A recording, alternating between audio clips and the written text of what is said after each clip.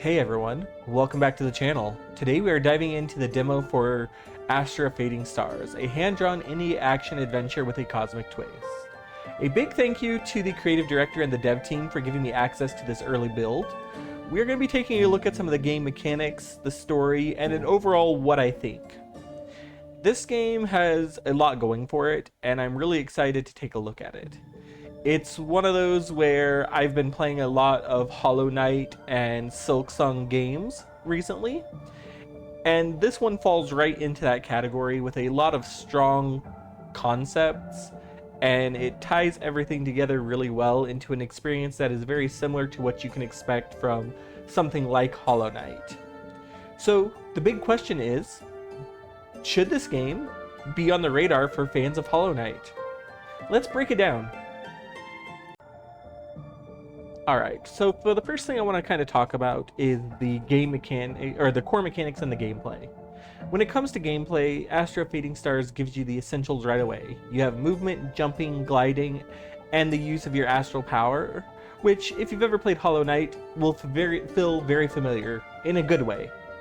It has a lot of the same mechanics and movement structure, and it allows you to kind of utilize your normal abilities to do different things, such as breaking the environment, turning and opening doors, navigating, gathering resources or coins to upgrade your abilities and things like that as you go through.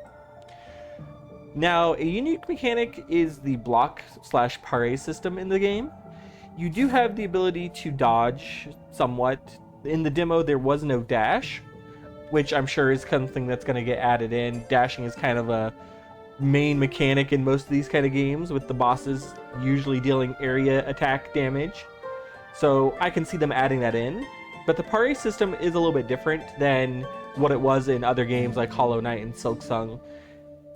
Astra gives you the ability to envelop yourself in a shield, which allows attacks to hit but not do damage, or in some cases even damage the enemy that's hitting you, which causes them to take that damage and die off quicker. But it also allows you to pass through enemies, which you can actually see here in the boss fight whenever I have to utilize this parry mechanic to fade through them in order to avoid getting hit. It adds a layer of risk and reward that makes the combat feel a little bit more dynamic and skill-based, and it actually took me a couple of tries to get through the boss just because I had to figure out the best way to map the key binding, which is actually another big call out for the mechanics and gameplay. I've played a lot of demos recently, and a lot of times they are missing that settings where you can go in, change key bindings, change audio, and adjust things to make the gameplay fit your style. And throughout this demo, there were a few times I had to pause and of course go in and make changes to the key bindings, but it allowed me to do that, which is a huge win for games like this because everybody plays it a little bit differently. Whenever I first started out with the demo, it was mapped to like the arrow keys on the keyboard instead of the AWSD, so that's a quick, easy switch I wanted to do for myself. There was a tiny glitch whenever I tried to map the attack to the mouse button. In the first starting area, I mapped it, but it didn't do anything. So whenever I tried to attack the enemies that you first come across, nothing would have happened. It didn't let me do anything to them, even though it told me to attack them. So I had to pause, quickly switch it to a keyboard key, and it worked fine. Then later on, during the boss fight, I decided to try switching it back to the mouse just to make it a little bit easier for navigation, and it actually worked. So I don't know if it was a bug or a glitch, but remapping it did seem to do the trick.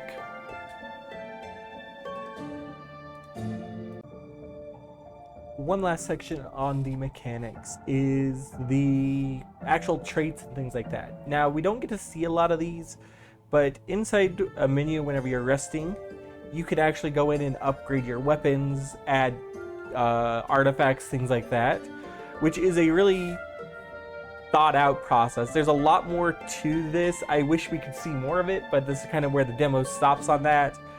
But as you can see, we have different sections for all sorts of different add-ons to change how you play as a character.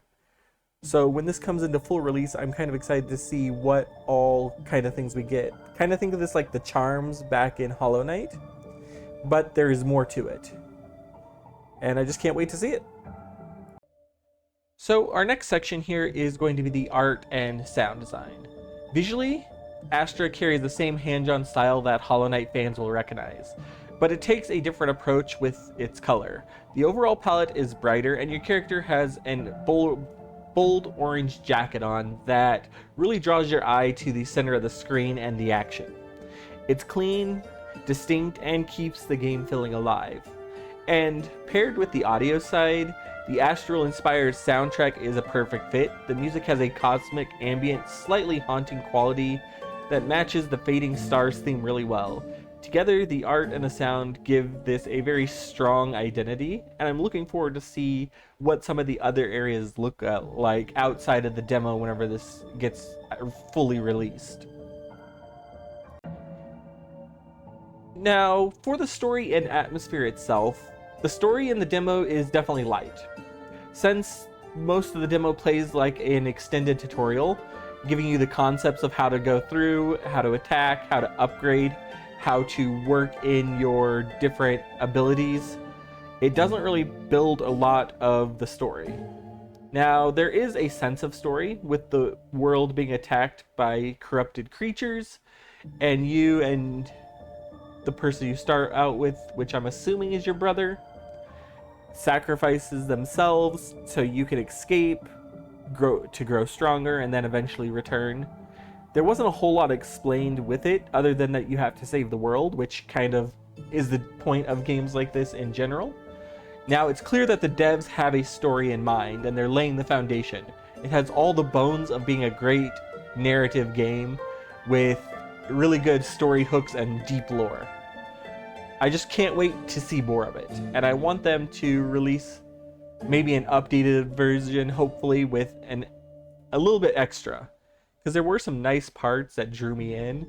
I won't give you any spoilers here, but there was a nice cutscene that kind of let us have an idea of what was going on, but it didn't give us everything we would want. It sets the stage for something that could be very interesting in full release, so I'm just excited for that to happen.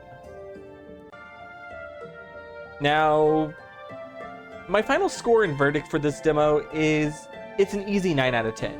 I already added this game to my wish list after about playing through the 30 minutes of the actual demo, and it reminds me a lot of what I enjoyed about Hollow Knight and Silksong, while still being a unique concept with a different atmosphere that just all clicked into place for me.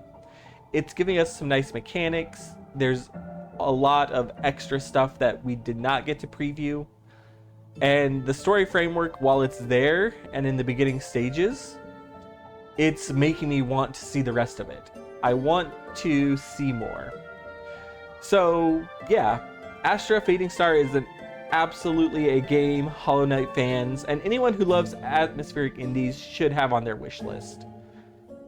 And I'm always for promoting indie developers. I can't stress this enough. Indie developers put so much work into these products, and I like whenever I see these games that are really polished like this one is.